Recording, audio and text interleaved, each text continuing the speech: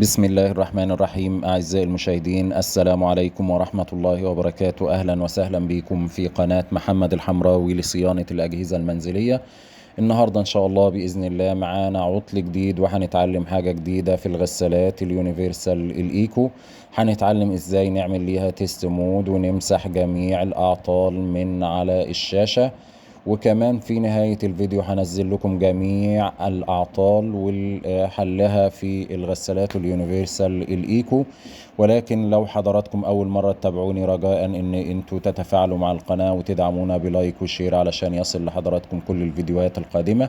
أي عطل بيتكتب لنا على الشاشة يا جماعة في الغسالة اليونيفرسال الإيكو ما نقلقش خالص، ولكن أول حاجة نبدأ بنعملها إن إحنا نعمل تيست مود للغسالة علشان نشوف العطل من ايه.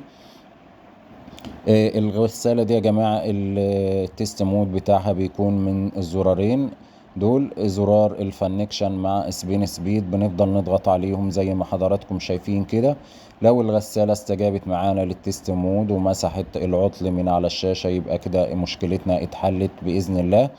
ولو ما استجابتش وفضل العطل مكتوب على الشاشة، نحاول ان احنا نفحص الكارتة او نفحص الوصلات او نفحص مكونات الغسالة، وان شاء الله نوصل للعطل ويكون حله سهل بإذن الله.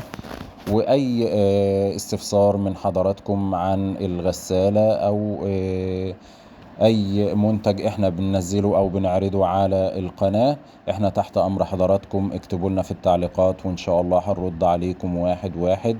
وان شاء الله مش هنبخل على حضراتكم باي معلومة، لان المحتوى بتاعنا يا جماعة محتوى تعليمي، احنا ما بنبخلش على اي حد باي معلومة.